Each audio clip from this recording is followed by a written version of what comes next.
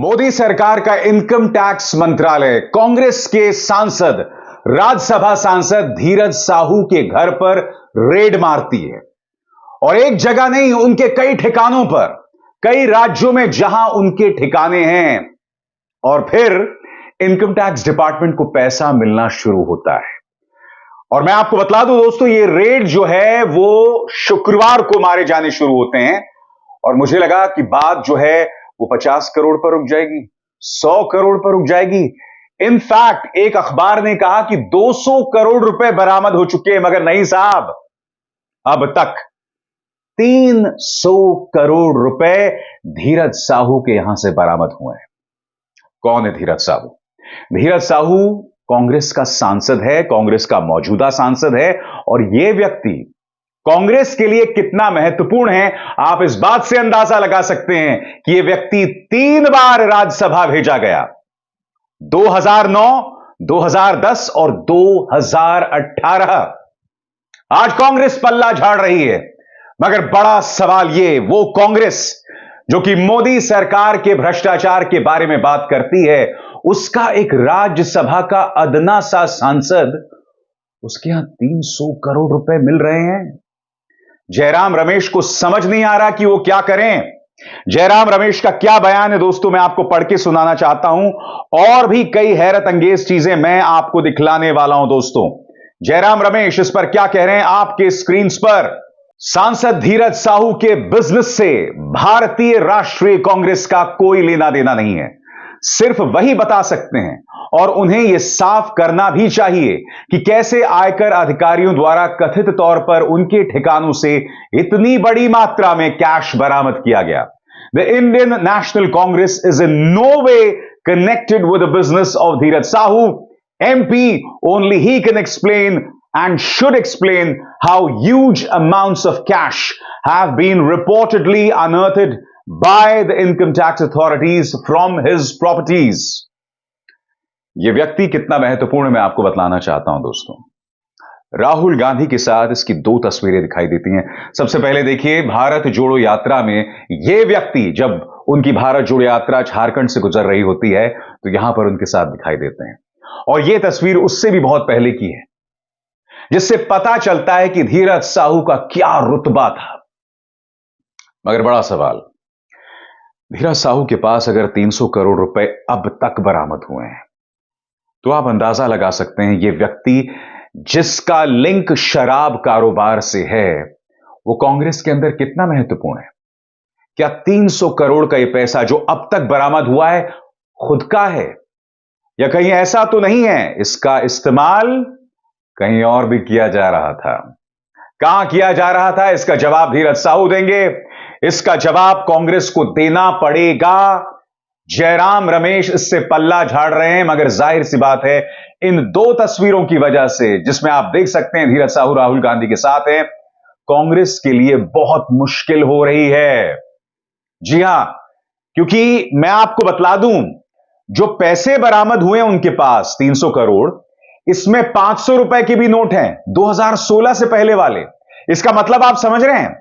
इसका मतलब यह है कि धीरज साहू का एक लंबा इतिहास रहा है कथित भ्रष्टाचार को लेकर। मैं एक बात स्पष्ट कर दूं, यह जो पैसा मिला है वो धीरज साहू के ठिकानों से मिला है, यानी कि धीरज साहू कहीं ना कहीं इस कथित भ्रष्टाचार में शामिल हैं।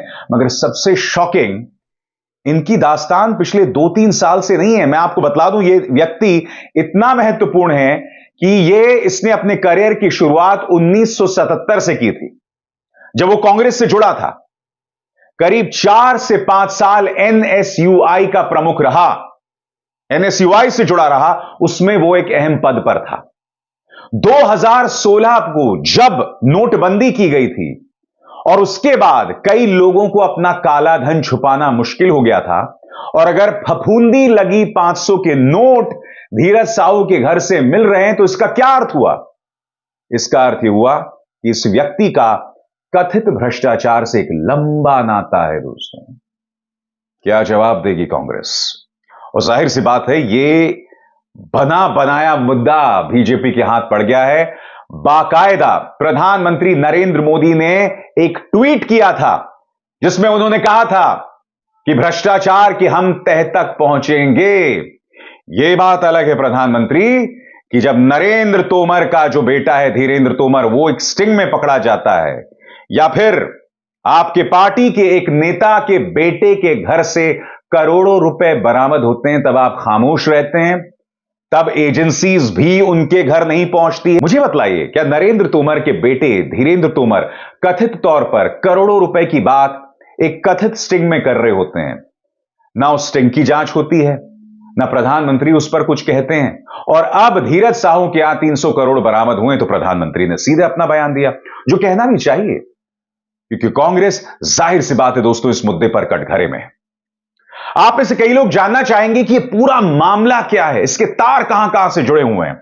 तो एक एक करके दोस्तों आपके स्क्रीन पर आ रहा है इस पूरे मामले में कि दरअसल यह मामला क्या है। सबसे पहले, उड़ीसा स्थित शराब बनाने वाले एक ग्रुप के उड़ीसा, झारखंड और पश्चिम बंगाल राज्यों के ठिकानों पर आईटी विभाग की छापेमारी चल रही है, जो कि कांग्रेस सांसद धीरज साहू से संबंधित है। धीरज साहू साल 2010 से झारखंड से कांग्रेस के राज्यसभा सांसद हैं। उनके बेटे रितेश साहू, जो कि बौद्ध डिस्टिलरी प्राइवेट लिमिटेड कंपनी के प्रबंध निदेशक भी हैं, वो भी इनकम टैक्स के रेडार पर है। धीरज साहू के बड़े भाई उदय शंकर प्रसाद कंपनी में चेयरमैन हैं। साहू की कंपनी अल्कोहलिक पेय पदार्थ बनाने के लिए एक्स्ट्रा न्यूट्रल अल्कोहल जैसा कच्चा माल बनाती है। इस कंपनी की Baldev Sahu and group and companies के साथ पार्टनरशिप है, जिस पर टैक्स चोरी के आरोप हैं, यानी कि इनका एक इतिहास रहा है टैक्स चोरी को लेकर, और उससे आप मुंह नहीं मोड़ सकते। आगे दोस्तों,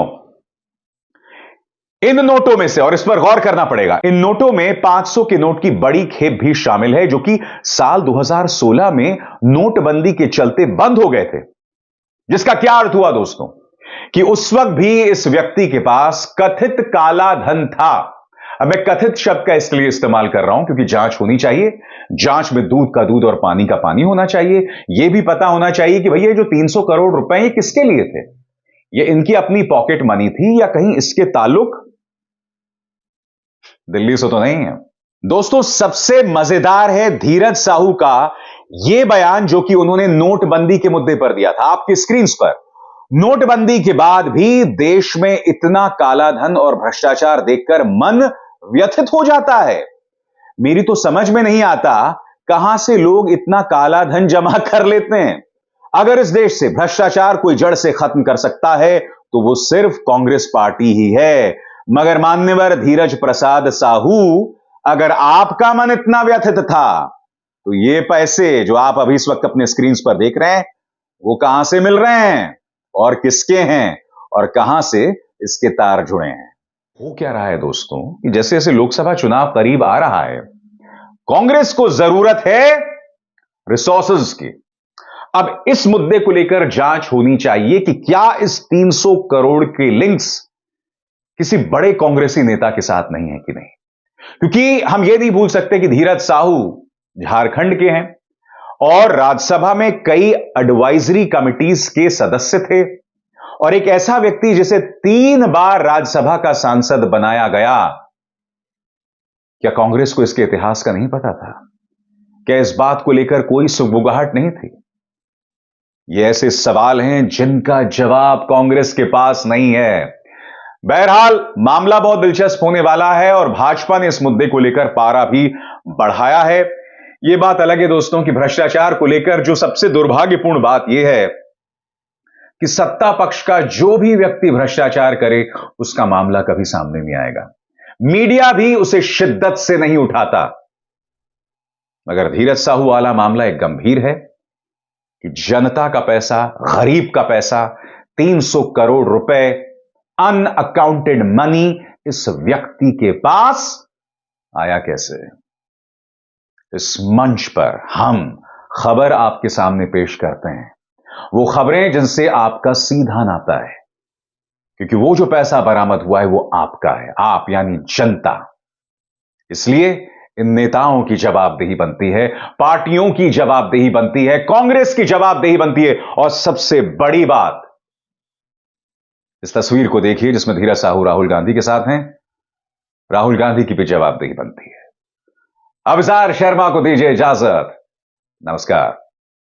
स्वतंत्र और आजाद पत्रकारिता का समर्थन कीजिए, सच में मेरा साथी बनिए। बहुत आसान है दोस्तों, इस ज्वाइन बटन को दबाइए और आपके सामने आएंगे ये 3 विकल्प, इनमें से एक चुनिए और सच के इस सफर में मेरा साथी बनिए।